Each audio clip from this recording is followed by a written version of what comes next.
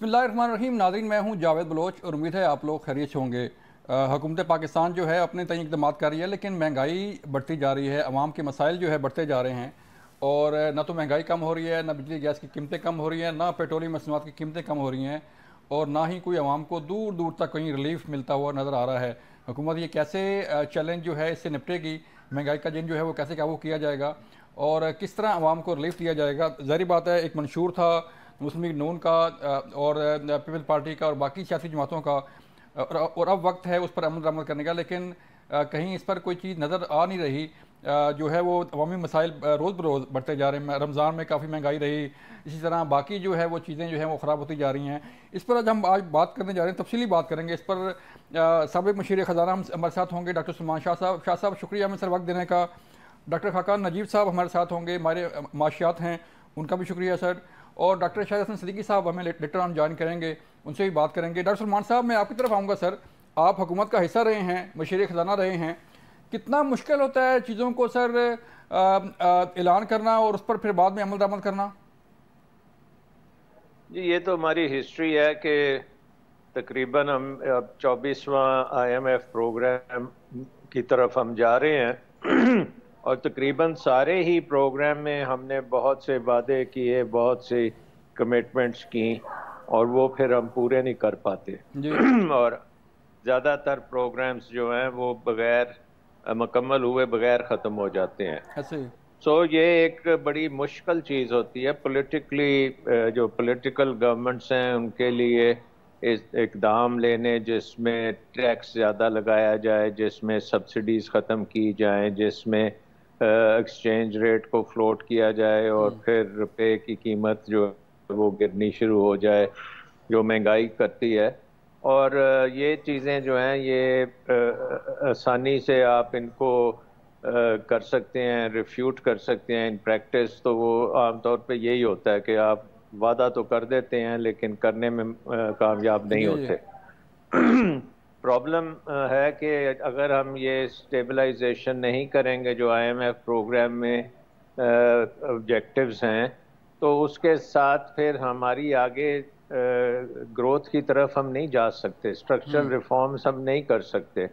Structural reforms करनी भी ज़रूरी हैं और IMF के जो मैक्रो अहदाफ हैं उनको पूरा करना भी ज़रूरी है। जो आपने कमिटमेंट्स की हुई हैं रिगार्डिंग सरप्लस आपने लेना है, प्राइमरी सरप्लस लेना है आपने, फिर आपने करंट अकाउंट डेफिसिट जो है और फिस्कल डेफिसिट्स इनको आपने खासा नीचे लेके आना है। तो ये चीज़ें जो हैं ये बतदरीज इसी तरह चलती जाएंगी क्योंकि वो कमिटमेंट नहीं है। हुकूमत के अखराजात जो हैं वो उसी तरह से बढ़ते चले जा रहे हैं। अब ये बजट आएगा तो उसमें पता लगेगा कि कितना बड़ा बजट बना रहे हैं, क्योंकि ये कोई इमरजेंसी टाइप यहाँ पे चीज़ नज़र नहीं आती।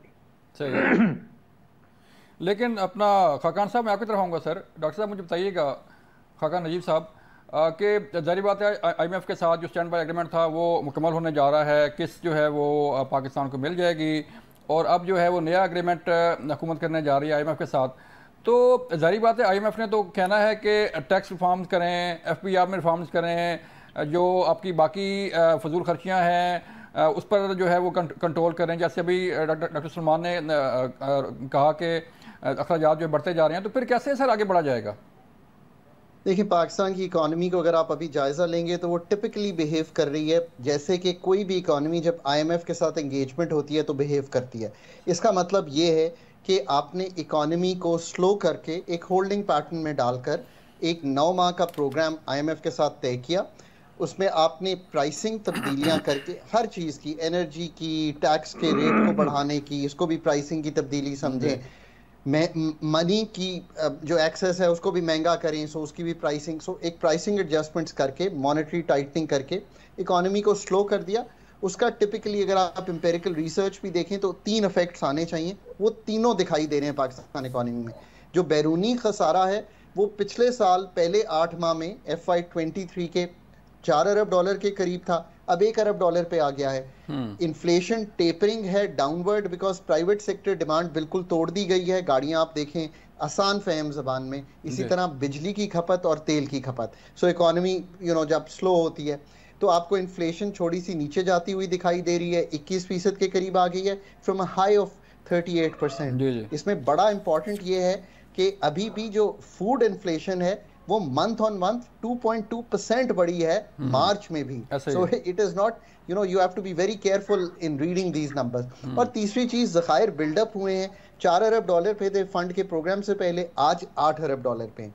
पर बात यह है कि ये इनिशियल मैक्रो स्टेबिलिटी हर प्रोग्राम में जाने से आ जाती है, तकरीबन सब ममालिक में आ जाती है। मैं जब भी दूसरे ममालिक को भी देखता हूँ, उसको सीमेंट करना और एक ऐसा नया प्रोग्राम डिजाइन करना जो पाकिस्तान के जो फंडामेंटल मसाइल हैं, और वो बहुत आसान है समझने। ग्रोथ फ्रेमवर्क ब्रोकन है, फिस्कल फ्रेमवर्क, मालियाती framework, federal fiscal framework broken है, एनर्जी सेक्टर ब्रोकन है। बाकी सब कुछ छोड़ दीजिए, इन तीन को ठीक करना जो है, पहले अपना प्रोग्राम सामने रखिए, फिर IMF से ये सोबरिंग थॉट है, जैसे डॉक्टर साहब फरमा रहे थे, 24वीं दफा ICU के डॉक्टर के पास या lender of the last resort के पास, यानी कोई और आपको पैसे देने को तैयार नहीं है। $25 अरब इस साल, 25 अगले साल, और आने वाले सालों में भी तकरीबन ये रकूम चाहिए। कोई आपको देने को तैयार नहीं है बगैर ICU के डॉक्टर के स्टैंप ऑफ अप्रूवल के, उनके पास जा रहे हैं। So to do something different, please write your own some reform implementation programme. और आखिरी बात जो डॉक्टर साहब ने हिंट की, मैं उसको थोड़ा सा तफसील में जाऊंगा।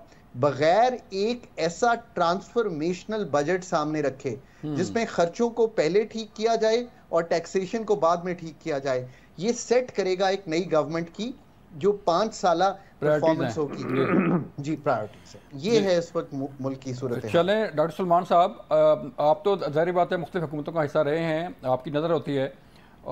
जिस तरह अभी IMF के पास हम जा रहे हैं और जाना भी है, और महंगाई की जो सूरत है वो कंट्रोल नहीं हो पा रही, तो इससे जो है वो मुल्क में स्टेबिलिटी किस हद तक इफेक्ट होगी कि और इसका स्टेबिलिटी का कितना असर पड़ेगा महंगाई पर या जो माशी सूरत हाल है उस पर, कि ज़ाहिर बात है सियासी जमातें आपस में गुत्थम गुत्था हैं, अदम इस्तेहकाम है मुल्क में, सियासी अदम इस्तेहकाम अगर होगा तो फिर कैसे बढ़ा जाएगा सर आगे?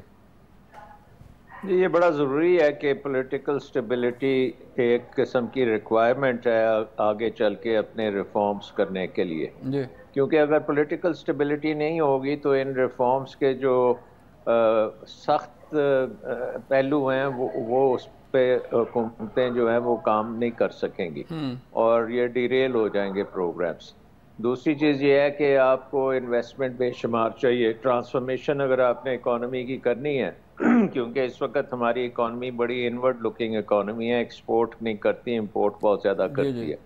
तो अगर इसका आउटवर्ड लुकिंग ओरिएंटेशन करनी है, यानी कि आपने कंपेटिटिवनेस अपनी इकोनॉमी की बेहतर करनी है, प्रोडक्टिविटी बेहतर करनी है, एक्सपोर्ट ओरिएंटेशन करनी है, तो उसके लिए बेशुमार आपको इन्वेस्टमेंट चाहिए जी। और इन्वेस्टमेंट आपको चाहिए प्राइवेट सेक्टर की, आपको फॉरेन इन्वेस्टमेंट चाहिए, और आपको निज़ाम को तब्दील करके इंफ्रास्ट्रक्चर के लिए भी बेशुमार इन्वेस्टमेंट करने की ज़रूरत है।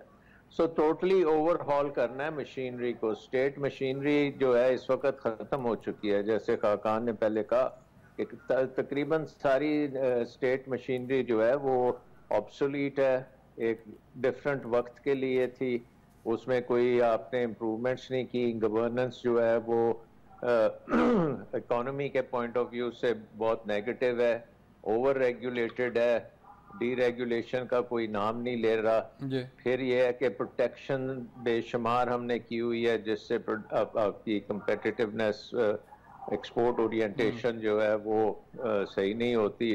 फिर टेक्नोलॉजी की इंडक्शन नहीं हुई जिस तरह होनी चाहिए थी। इंटरनेशनल वैल्यू चेन्स में पाकिस्तान का बहुत कम हिस्सा है, उसको बहुत बड़ा करना पड़ता है, उसके लिए स्टेबिलिटी चाहिए।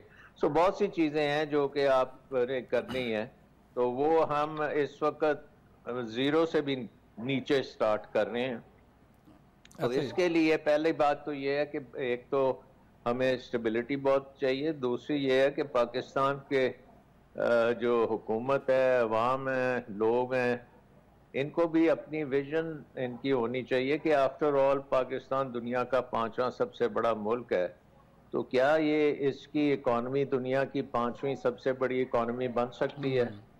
और वो अगर बन सकती है तो कितना टाइम चाहिए उसके लिए, किस किस्म की पॉलिसीज चाहिए, उसके ऊपर एक किस्म का एग्रीमेंट चाहिए कि हम उस तरफ चलते रहें। ये नहीं है कि एक कदम उठाएं और दो कदम वापस आ जाएं। सो ये चीज़ें जो है पहले तो हमने पॉलिटिकली बैठ के ये डिसाइड करना है, जो अभी तक डिसाइड नहीं हुआ। 75 साल में हम ये काम नहीं कर सके। उसके बाद फिर आपने निज़ाम में जो अब बात हो रही थी कि आपका बजटरी निज़ाम, आपका रेगुलेटरी इंतज़ाम, आपका बिजली का निज़ाम, आपका एग्रीकल्चर का निज़ाम, हर मार्केट जो है पाकिस्तान में, मार्केट इकॉनमी नहीं कह सकते हम पाकिस्तान को, क्योंकि इस पाकिस्तान में जो हुकूमत है वो तकरीबन 70-80% इकॉनमी को डायरेक्टली या इनडायरेक्टली कंट्रोल करती है।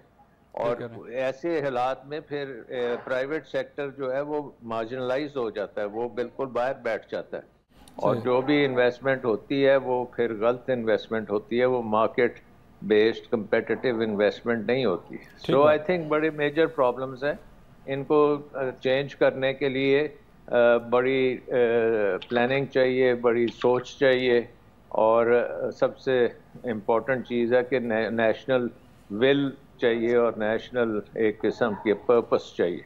चलें डॉक्टर साहब, मुझे एक ब्रेक लिए कहा जा रहा है सर, जब ब्रेक से वापस आएंगे तो फिर हम बात करेंगे कि क्या जो हुकूमत जा रही है IMF के पास, क्या ये प्रोग्राम इतनी आसानी से उसे मिल जाएगा, इस पर बात करेंगे। मिलते हैं ब्रेक के बाद।